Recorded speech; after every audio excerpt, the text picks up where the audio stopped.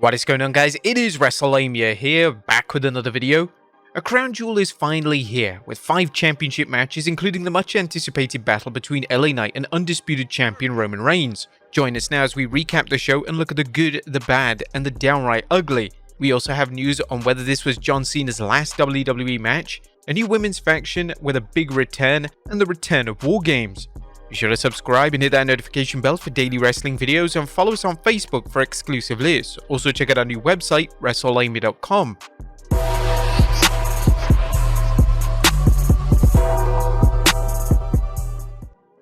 First we start off with the pre-show as Sami Zayn takes on JD McDonough. McDonough shows his violent and vicious side, but it's not enough to stop Zayn. A Luva kick followed by a Blue Thunder Bomb, and Sami Zayn covers McDonough for the 1-2-3 as Sami comes out with the W. We then move on to the main show as its World Heavyweight Championship match as champion Seth freaking Rollins takes on Drew McIntyre. Drew works an aggressive style as he targets Rollins' back. The Scottish Warrior shows signs of his Scottish psychopath character as he taunts Seth at times and slaps him in the back of the head. Neither man can get the win despite hitting their finishes. However, when Drew misses a Claymore, Seth lands a pedigree and a curb stomp to get the win, as Seth Rollins retains the World Heavyweight Championship. But then it's not over, as Damian Priest then runs down to the ring with his Money in the Bank briefcase. However, a hooded man slams Priest into the ring post, and it's Sami Zayn. Zayn grabs the briefcase and takes it off Priest, giving chase. But backstage, Rhea Ripley passes Drew McIntyre and gives him a shrug. Did Drew pass on Ripley's mysterious offer? Next up is a fatal 5-way match for the Women's World Championship as champion Rhea Ripley takes on Nia Jax, Raquel Rodriguez, Zoe Stark, and Shayna Baszler. It's a wild battle of power wrestlers and submission specialists. Hitting the Riptide on Zoe Stark from the second rope, Ripley rolls Rodriguez off Baszler and covers the Queen of Spades for the pinfall win as Rhea Ripley retains the Women's Championship. Next up is John Cena vs Solo Sikoa. The stakes are as real as they come. John Cena wants to get his first singles win on TV since 2018, and this is while Solo Sikoa wants to end John Cena's career. Cena resists Solo's attempts to hit the Samoan spike, but he can't stop the Enforcer from wearing him down with one power move after another. Cena goes for the STFU, but Solo reaches the ropes. After repeated tries, Solo catches Cena with the spike, and it's game over from there. Solo hits multiple spikes before covering a hapless Cena for the 1-2-3. Solo Sikoa defeats John Cena, and unfortunately, Cena's record of losing is still intact. The fans attending Crown Jewel give John Cena a standing ovation as a "Thank you Cena" chant erupts. The 16-time world champion leaves the ring on his own, acknowledging the fans' love. But now it's time for an impromptu episode of Miz TV as Miz introduces his guest, Ibrahim Al-Hajjaj, a comedian and actor who is hyped as a Middle East top star. However, Grayson Waller interrupts the segment and tells Miz it's no longer 2005. When Waller asks Miz's guest which show he wants to be on, he says Miz TV. Waller goes berserk and attacks the Miz's guest, but it's time for the Miz to rescue. He and Ibrahim double-team Waller, with Miz hitting a skull-crushing finale. Ibrahim delivers a people's elbow to Waller, with the crowd erupting. Next up is the United States Championship match as champion Rey Mysterio takes on Logan Paul.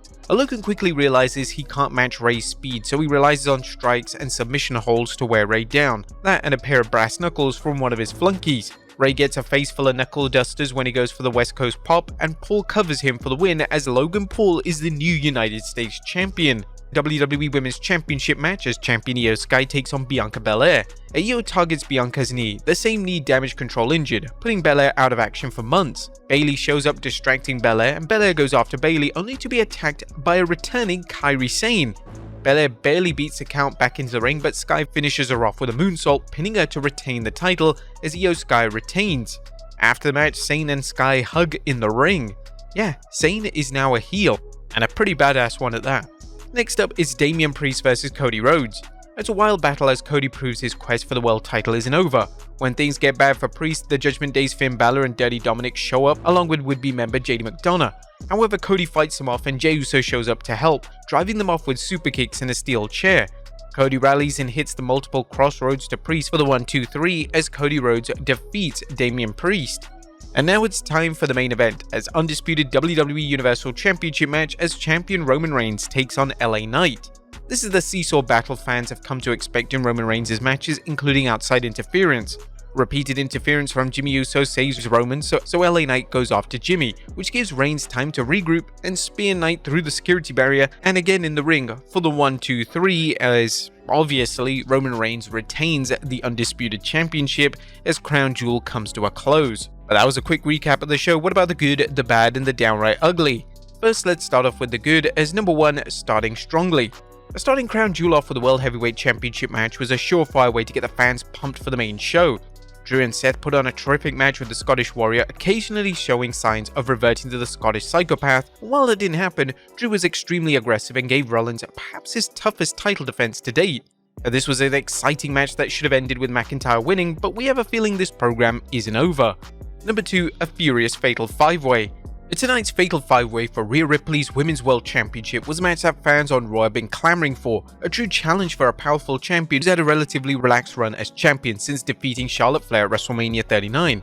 The WWE had 4 of its toughest female stars looking to dethrone Ripley, with each either posing the power or technical skills to pose a legitimate threat to the Eradicator. Throw in the wildcard element of the challenges being able to be pinned or submit someone besides the champion to win, and you had an exciting contest. The only downside was that the WWE only gave the match 11 minutes. Number 3, pure Paul perfection.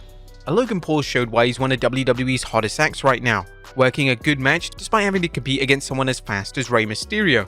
Sure, Paul faced Rey and Dominic during Paul's debut, but that wasn't a tag match where he had The Miz to help him out. Tonight it was just Rey and Paul, and Logan held his own, taking Rey's lucha libre moves while working a smart style that had him use strikes and submissions to wear Mysterio down. The match featured a slick ending as one of Paul's henchmen slipped him a brass knuckles, only for the knuckles dusters to fly out of the ring. However, did Paul leave them there on purpose? Fans will be asking this as Logan capitalized on his good fortune, grabbing the knuckles and using them to get the victory. Number 4, Logan saves the day. Logan Paul played a great heel, but he's also a great dance partner to have.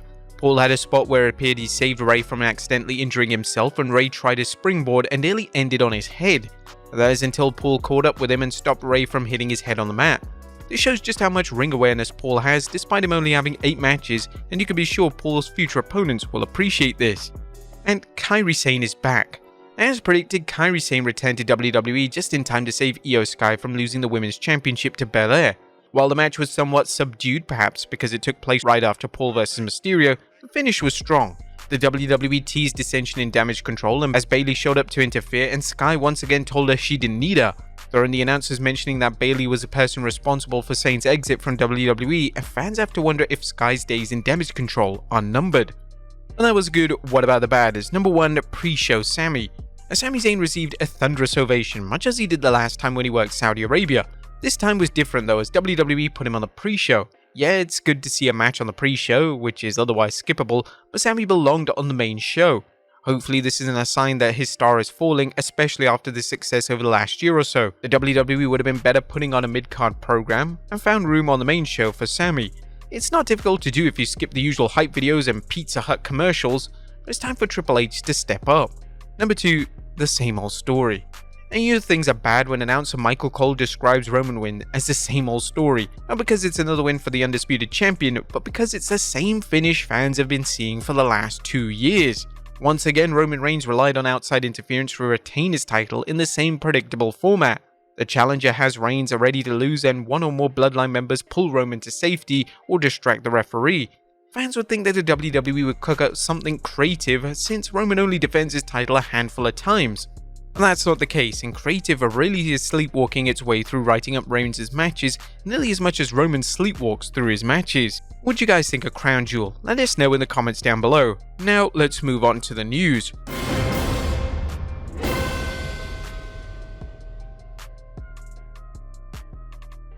How was that John Cena's last match ever?